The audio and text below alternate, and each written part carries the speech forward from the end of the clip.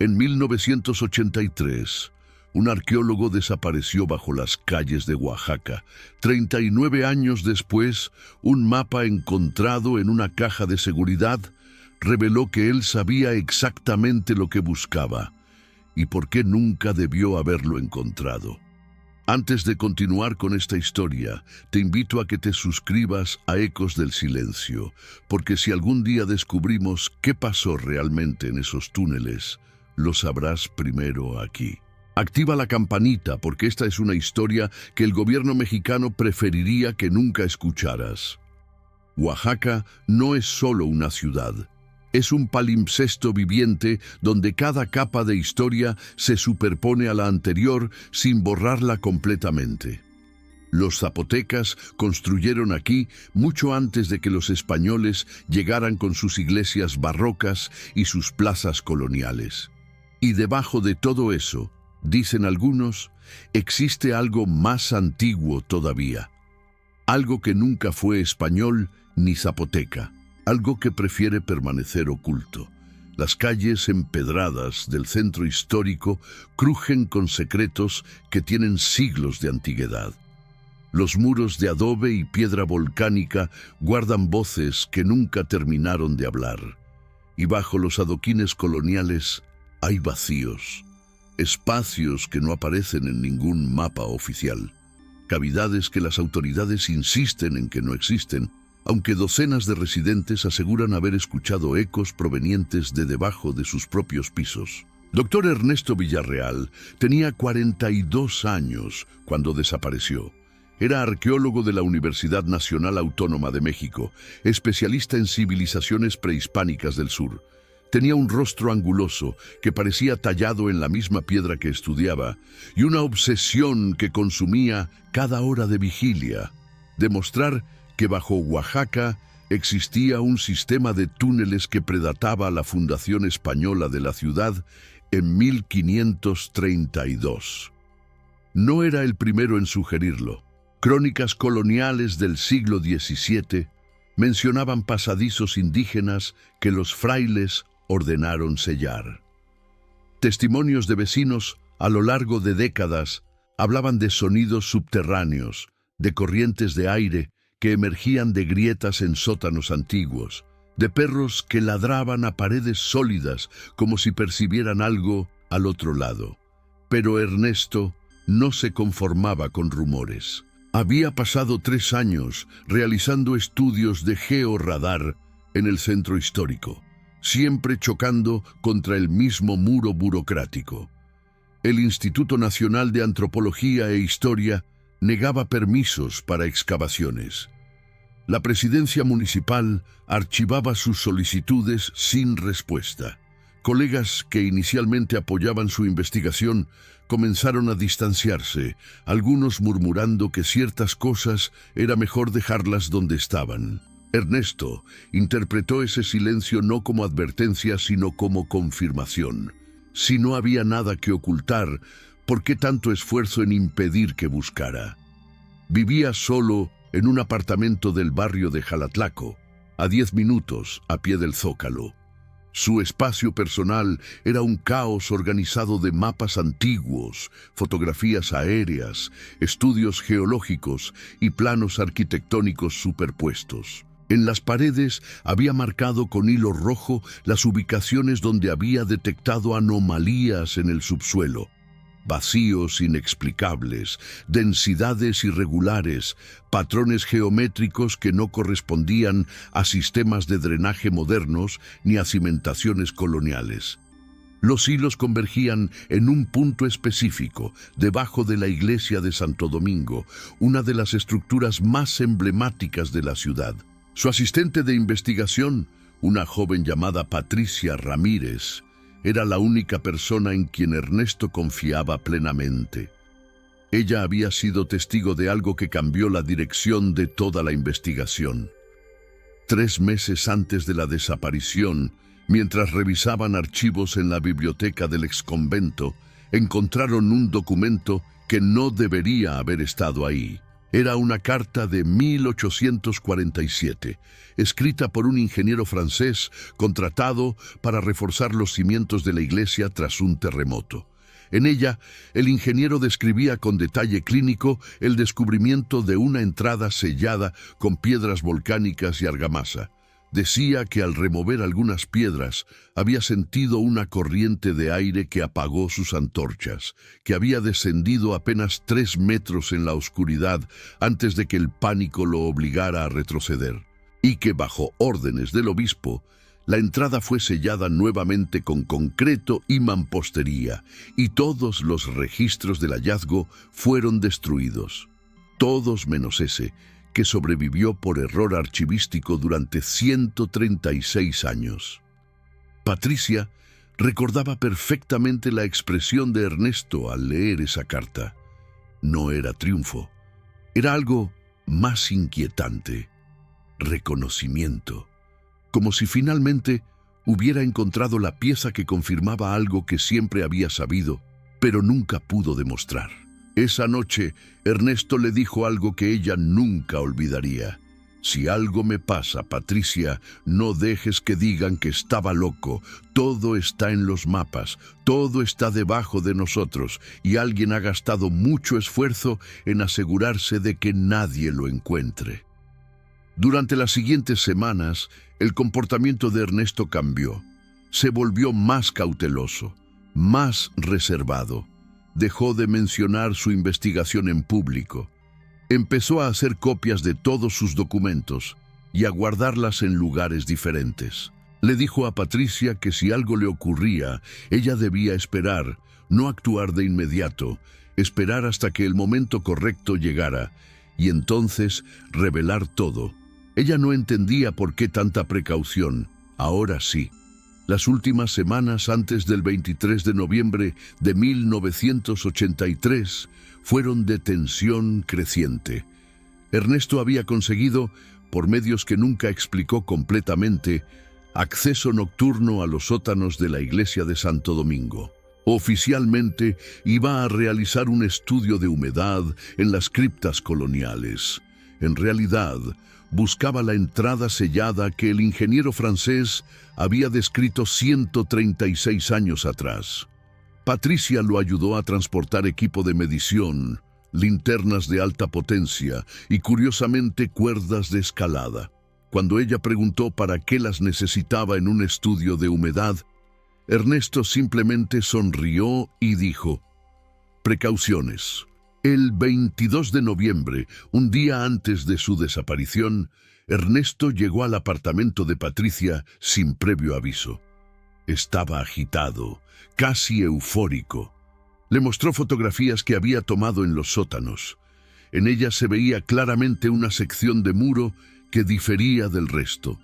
Las piedras eran más oscuras, la argamasa más reciente en términos geológicos. Y cuando acercó el detector de metales a esa pared, el aparato enloqueció. Había algo metálico al otro lado, algo grande. Patricia le preguntó qué planeaba hacer. Ernesto respondió que esa misma noche regresaría, que llevaría todo lo necesario para abrir un pequeño acceso, que finalmente sabría qué había del otro lado. Patricia le suplicó que esperara, que lo hiciera de forma oficial, que no arriesgara todo su trabajo académico por un impulso. Ernesto negó con la cabeza. Le dijo que llevaba 3 años esperando permisos que nunca llegarían, que si no actuaba ahora, alguien más sellaría esa entrada para siempre, que esta era su única oportunidad de probar que tenía razón. Le dejó una llave, la llave de una caja de seguridad en el Banco Nacional en la calle de Macedonio Alcalá. Le hizo prometer que si él no regresaba en 48 horas, ella debía abrir esa caja y decidir qué hacer con su contenido. Patricia tomó la llave con manos temblorosas. Le preguntó qué había en la caja. Ernesto la miró con una seriedad que nunca le había visto antes y dijo: todo lo que necesitas para terminar lo que yo empecé, y todo lo que necesitas para entender por qué no querían que lo encontrara. Esa fue la última vez que Patricia vio a Ernesto Villarreal con vida. La noche del 23 de noviembre de 1983 fue particularmente fría para Oaxaca. Una niebla inusual se asentó sobre el centro histórico, difuminando los contornos de las iglesias coloniales y convirtiendo las farolas en halos difusos de luz amarillenta. Ernesto Villarreal entró a la iglesia de Santo Domingo a las 11:40 de la noche, utilizando una llave que el custodio nocturno le había proporcionado a cambio de una generosa propina y la promesa de discreción absoluta. Llevaba una mochila pesada con herramientas, equipo de iluminación y un cuaderno de campo donde había documentado meticulosamente cada paso de su investigación durante 3 años. El custodio, un hombre mayor llamado Don Sebastián, recordaría después con precisión inquietante los últimos minutos que pasó con el arqueólogo. Ernesto le pidió que cerrara la puerta principal con llave desde afuera y que no regresara hasta las 6 de la mañana, sin importar lo que escuchara. Don Sebastián protestó, preguntó qué podría escuchar que lo alarmara. Ernesto respondió con una sonrisa tensa que probablemente nada, pero que si escuchaba algo, ruidos de derrumbe o golpes, debía ignorarlos. Eran solo precauciones. Don Sebastián aceptó con reticencia, pero algo en la mirada del doctor Villarreal lo perturbó. Era la mirada de un hombre que sabía que estaba cruzando un umbral del que quizás no regresaría. A las 6:15 de la mañana del 24 de noviembre, don Sebastián abrió las puertas de la iglesia. El silencio que lo recibió era denso, casi sólido. Llamó al doctor Villarreal. No hubo respuesta. Descendió a los sótanos siguiendo el camino que Ernesto había tomado. Las luces portátiles que el arqueólogo había instalado seguían encendidas, proyectando sombras alargadas sobre las bóvedas de piedra. En la cripta más profunda, la que correspondía al sector norte del edificio, don Sebastián encontró algo que le heló la sangre. La pared que Ernesto había identificado en sus fotografías estaba parcialmente demolida. Un agujero de aproximadamente 1 metro de diámetro se abría en la mampostería, revelando una oscuridad que las linternas de don Sebastián no lograban penetrar. Alrededor del agujero había herramientas, un martillo de geólogo, un cincel, fragmentos de argamasa y piedras apiladas con cuidado. La mochila de Ernesto estaba en el suelo, abierta, con algunos de sus contenidos desparramados. Pero del doctor Villarreal no había rastro alguno. Lo más perturbador era la cuerda de escalada. Ernesto había llevado 50 metros de cuerda profesional. La había atado a una columna de piedra cercana y la había dejado caer por el agujero. Don Sebastián se acercó con piernas temblorosas y tiró de la cuerda. Estaba tensa, seguía atada a algo del otro lado. Continuó tirando metro tras metro hasta que finalmente emergió el extremo libre. No había nada atado al final, solo un corte limpio, como si alguien o algo hubiera seccionado la cuerda con un objeto afilado. Don Sebastián corrió a avisar a las autoridades. A las 9 de la mañana, la policía municipal acordonó la iglesia. A las 11 llegaron investigadores del Ministerio Público. A la 1 de la tarde, agentes del gobierno estatal tomaron control de la escena. Y a las 4 de la tarde, todo se detuvo abruptamente.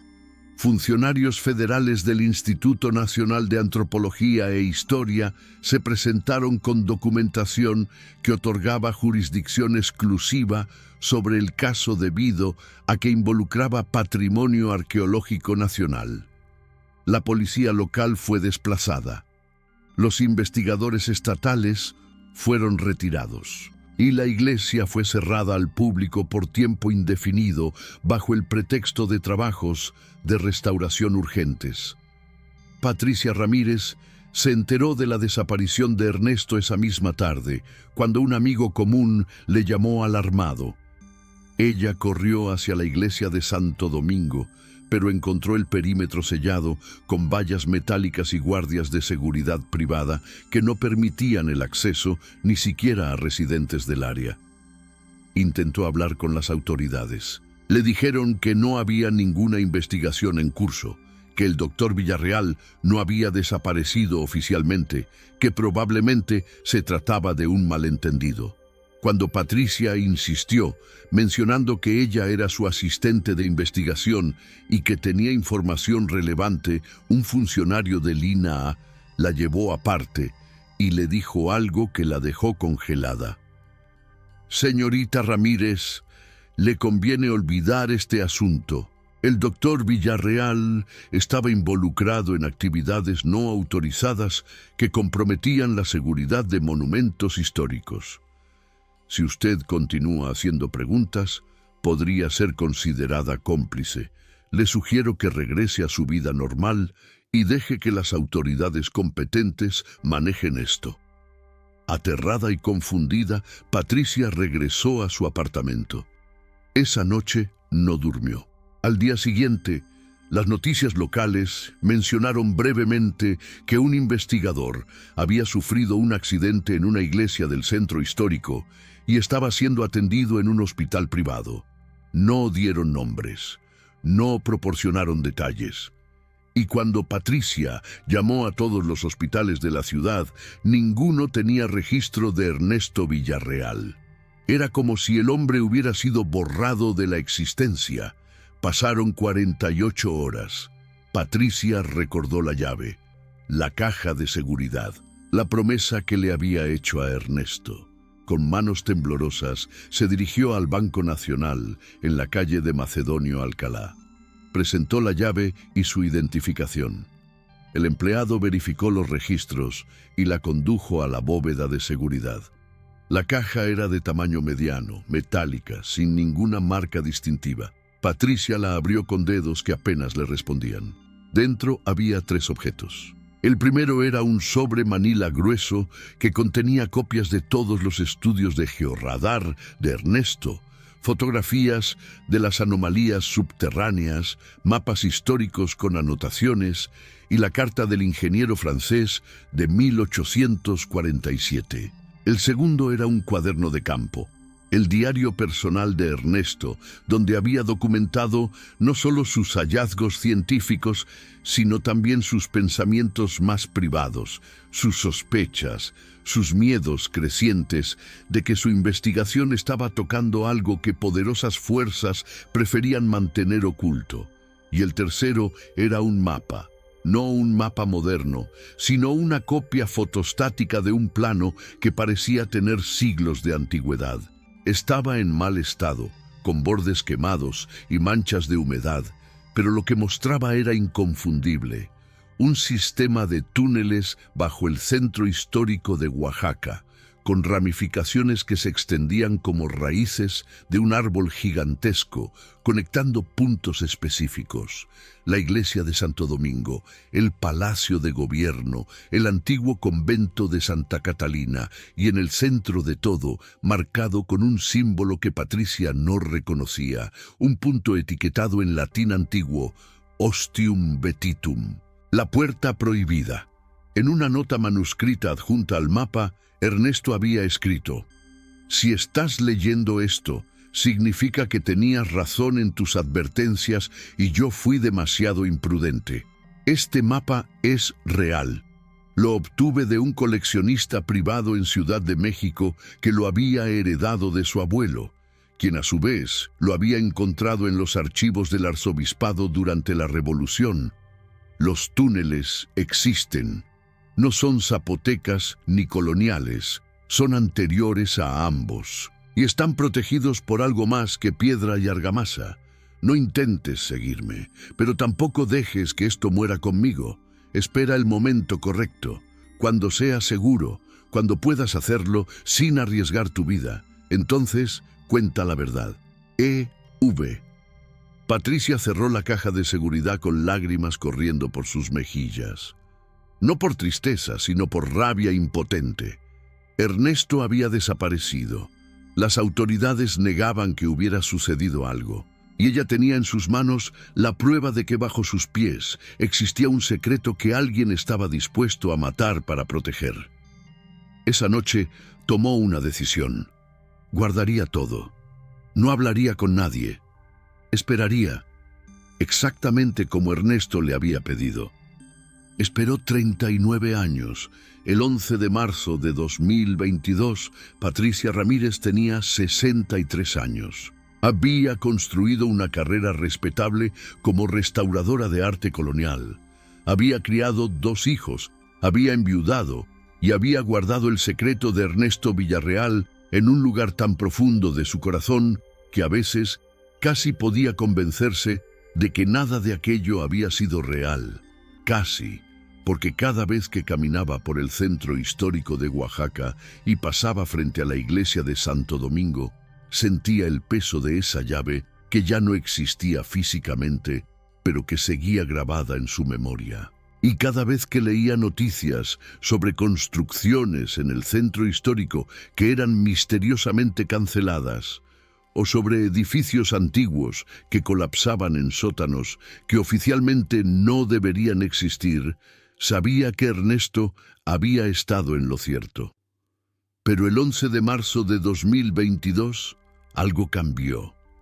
Ese día, un terremoto de magnitud 5.8 sacudió Oaxaca. No fue devastador, pero fue suficiente para causar daños estructurales en edificios antiguos. Y fue suficiente para que, 3 días después, obreros municipales que inspeccionaban daños en el sistema de drenaje bajo la calle de Alcalá hicieran un descubrimiento que las autoridades no pudieron suprimir completamente porque demasiadas personas lo presenciaron. Los obreros estaban revisando una tubería colapsada a 4 metros de profundidad cuando el piso bajo sus pies cedió. 2 de ellos cayeron a través de un agujero que se abrió súbitamente, descendiendo 3 metros más antes de aterrizar en algo que definitivamente no era parte del sistema de drenaje moderno. Cuando sus compañeros los rescataron con cuerdas, los hombres estaban en shock. Describían un túnel perfectamente excavado en roca volcánica, lo suficientemente alto como para que un adulto caminara erguido, con paredes que mostraban marcas de herramientas, pero ningún grafiti moderno, ninguna basura, ninguna señal de que alguien hubiera estado ahí en décadas. Y lo más perturbador, el túnel se extendía en ambas direcciones, desapareciendo en la oscuridad, y cuando encendieron sus lámparas, pudieron ver que las paredes estaban decoradas con símbolos que ninguno de ellos reconoció. La noticia se filtró a redes sociales antes de que las autoridades pudieran contenerla. Videos borrosos grabados con celulares mostraban el agujero en la calle, los obreros siendo rescatados y fugaces tomas del interior del túnel. Para cuando funcionarios de Lina llegaron al sitio 2 horas después, cientos de personas se habían congregado. El instituto emitió un comunicado oficial esa misma tarde. Se trataba de una antigua alcantarilla colonial previamente no documentada. No había nada de valor arqueológico. El acceso sería sellado por razones de seguridad estructural. Se prohibía estrictamente cualquier exploración no autorizada. Patricia vio las noticias esa noche. Vio los videos en redes sociales. Y por primera vez en 39 años supo que había llegado el momento. Ernesto le había dicho que esperara hasta que fuera seguro. Quizás nunca sería completamente seguro. Pero ahora tenía 63 años, sus hijos eran adultos independientes, y si no actuaba ahora, se llevaría el secreto a la tumba, y Ernesto merecía algo mejor que el olvido.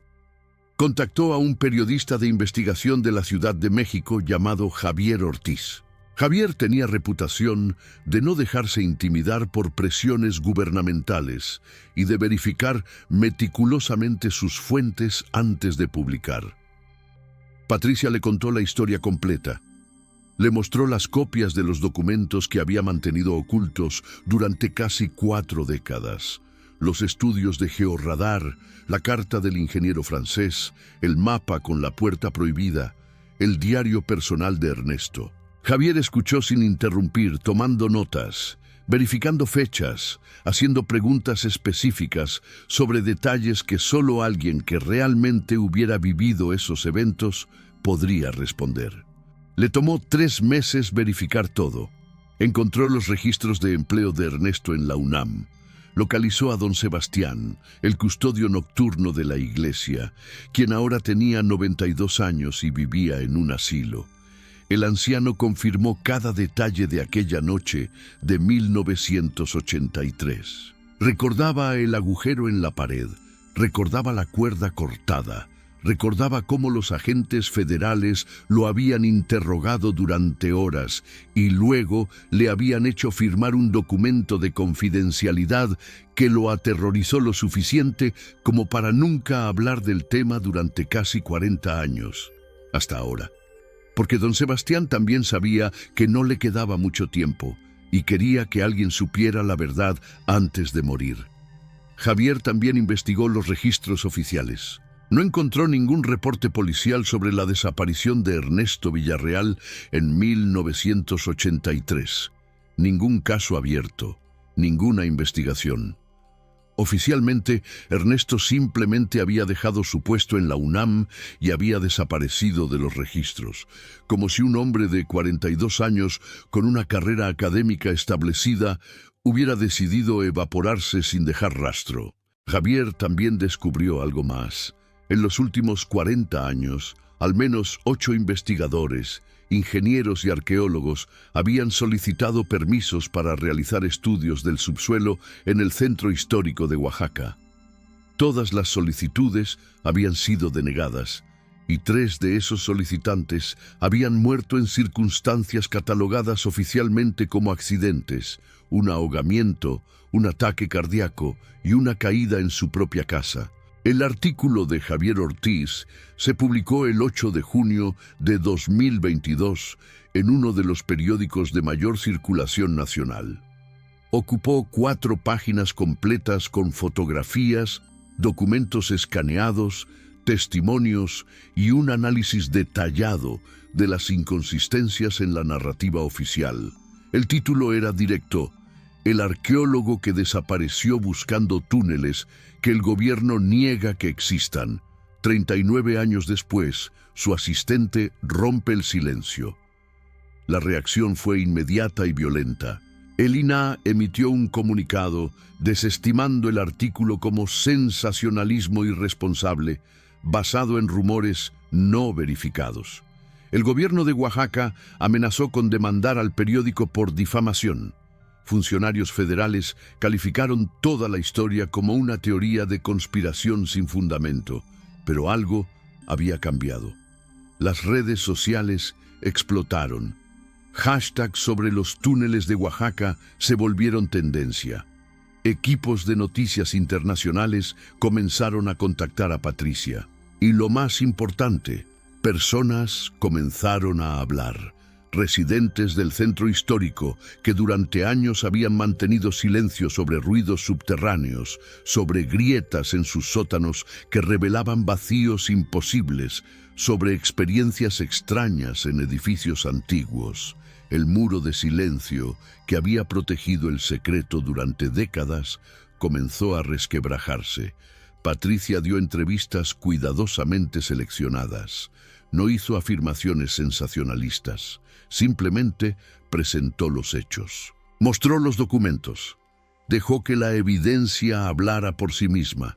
Y cuando le preguntaban qué creía que había debajo de Oaxaca, respondía con honestidad: no lo sabía, pero creía que Ernesto Villarreal había encontrado algo real, algo que alguien consideraba lo suficientemente importante como para hacer desaparecer a un hombre y enterrar la verdad durante 4 décadas. 2 semanas después de la publicación del artículo, Patricia recibió un sobre sin remitente en su buzón de correo. Dentro había una fotografía. Era antigua, descolorida, pero la imagen era clara. Mostraba a un hombre en lo que parecía ser un túnel subterráneo, iluminado por una linterna. El hombre sostenía un objeto en sus manos, algo que parecía ser de metal, cubierto de símbolos. Y aunque la fotografía tenía casi 40 años, Patricia reconoció inmediatamente el rostro del hombre. Era Ernesto Villarreal. Y en el reverso de la fotografía, escrito con tinta que parecía reciente, había un mensaje en español de trazo firme. Él encontró la entrada.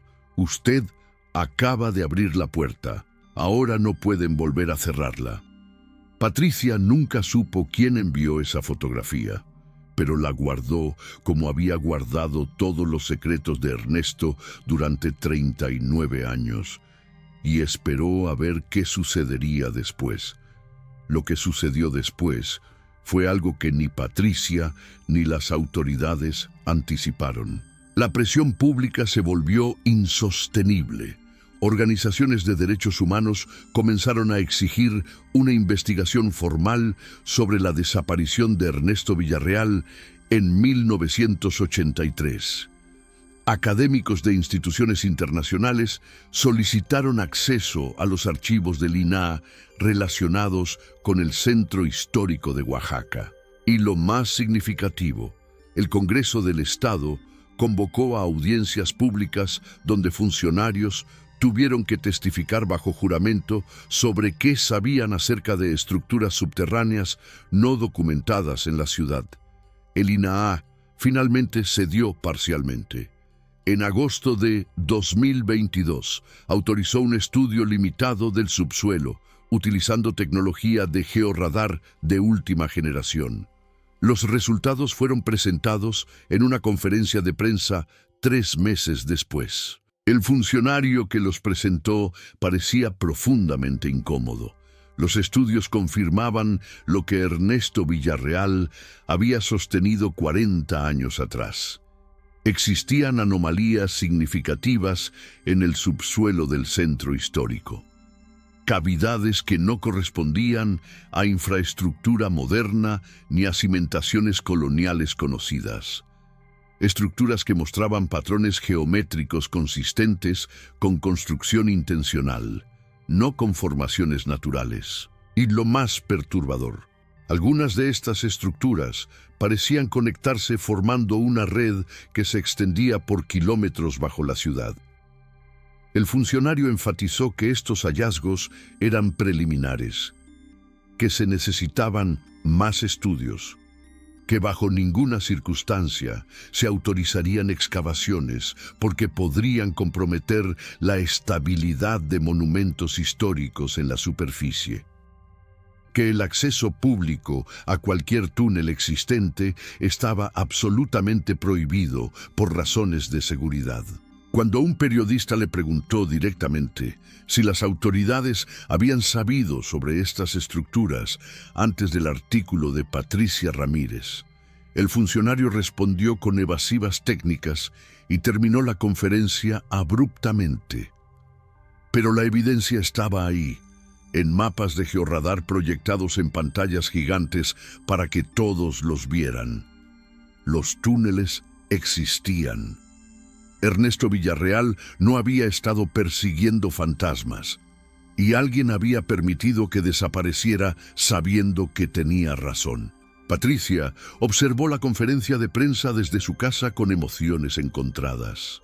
Vindicación, tristeza, rabia, pero sobre todo una pregunta que la atormentaba. ¿Qué había encontrado Ernesto en esos túneles que justificaba 40 años de encubrimiento? Georradar podía detectar vacíos, pero no podía ver qué había dentro de ellos. Y las autoridades habían dejado muy claro que no permitirían que nadie descendiera para averiguarlo. Durante los meses siguientes, Patricia recibió docenas de comunicaciones anónimas. Algunas eran de teóricos de conspiración, con ideas descabelladas sobre civilizaciones perdidas o extraterrestres, pero otras eran diferentes. Mensajes de personas que afirmaban ser empleados gubernamentales, arquitectos, ingenieros, historiadores, todos compartiendo fragmentos de información que sugerían que el conocimiento sobre los túneles había existido en círculos oficiales durante décadas. Uno de estos mensajes incluía una referencia específica: expediente clasificado número 732, Archivo Histórico de Seguridad Nacional, 1976. Patricia pasó la información a Javier Ortiz, quien después de meses de solicitudes de transparencia y batallas legales, finalmente obtuvo una versión parcialmente censurada del documento. Lo que contenía era revelador. En 1976, durante trabajos de modernización del drenaje en el centro de Oaxaca, ingenieros del gobierno federal habían accedido accidentalmente a una sección del sistema de túneles. El reporte describía paredes de roca volcánica tallada con precisión que no correspondía a tecnología prehispánica conocida.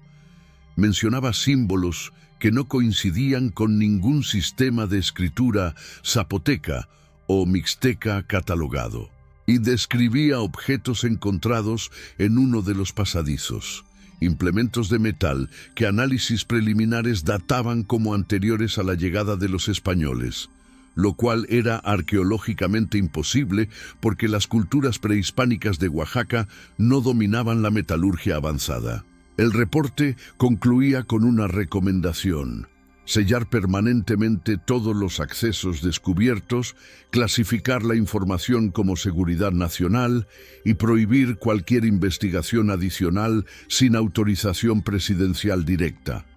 La razón citada era que la revelación pública de estos hallazgos podría generar saqueos arqueológicos, turismo irresponsable y poner en riesgo la estabilidad de edificios históricos en la superficie.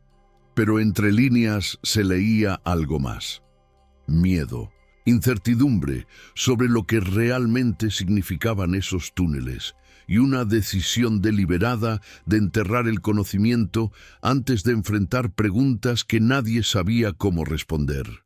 En octubre de 2022, Patricia publicó un libro. Se tituló Los ecos bajo Oaxaca, la búsqueda de Ernesto Villarreal y el secreto que nadie quería encontrar. No era sensacionalista, era meticulosamente documentado, con fotografías de todos los documentos originales, testimonios de testigos que aceptaron hablar después de décadas de silencio, y análisis técnicos de expertos independientes. El libro se convirtió en bestseller nacional y fue traducido a 8 idiomas. Universidades comenzaron a incluirlo en cursos sobre arqueología controversial y transparencia gubernamental. Las autoridades nunca admitieron oficialmente que habían encubierto la desaparición de Ernesto Villarreal. Nunca abrieron una investigación criminal. Nunca permitieron acceso a los túneles, pero tampoco pudieron seguir negando que existían. Los mapas de georradar eran públicos, los testimonios estaban registrados, y el nombre de Ernesto Villarreal, que había sido borrado de la historia oficial en 1983, ahora era conocido por millones de personas como el arqueólogo que pagó con su vida por buscar la verdad. Patricia murió en enero de 2024, a los 65 años, de complicaciones cardíacas. En su funeral, cientos de personas se congregaron, incluyendo académicos, periodistas y residentes de Oaxaca que nunca la habían conocido personalmente, pero que sentían que les había dado voz. En su testamento dejó todos los documentos originales de Ernesto a la Biblioteca Nacional, con la condición de que fueran digitalizados y puestos a disposición pública sin restricciones. Hoy, si caminas por las calles del centro histórico de Oaxaca y prestas atención, puedes sentirlo. Un murmullo que no viene del tráfico ni de las voces de turistas. Un eco que emerge de las profundidades. Los túneles siguen ahí, sellados oficialmente, pero innegablemente reales. Y aunque nadie sabe con certeza qué contienen, todos saben que Ernesto Villarreal descendió a ellos en 1983 y nunca regresó. Algunas personas dicen que fue asesinado, otras que murió en un accidente en la oscuridad. Hay quienes susurran que encontró algo tan perturbador que las autoridades no tuvieron otra opción que hacerlo desaparecer. Y están los que creen, quizás de forma ingenua, que sigue ahí abajo, perdido en pasadizos que se extienden mucho más profundo de lo que nadie imagina. La verdad, como los túneles mismos, permanece oculta, pero ya no puede ser negada. Y esa quizás fue la victoria final de Ernesto Villarreal. No encontrar todas las respuestas, sino forzar al mundo a reconocer que las preguntas eran válidas, que bajo nuestros pies existe un pasado que no comprendemos completamente y que el silencio oficial, por prolongado que sea, eventualmente se quiebra cuando hay personas dispuestas a arriesgar todo por la verdad. Entonces te pregunto, ¿tú qué crees? ¿Los túneles son simplemente estructuras antiguas sin mayor misterio? ¿O hay algo más, algo que justificó 40 años de secretos? Si algún día las autoridades permiten el acceso completo y descubrimos qué hay realmente ahí abajo, lo sabrás aquí primero, en Ecos del Silencio. Suscríbete, activa las notificaciones y comparte esta historia. Porque hay misterios que merecen ser contados y verdades que merecen ser encontradas, sin importar cuánto tiempo permanezcan enterradas.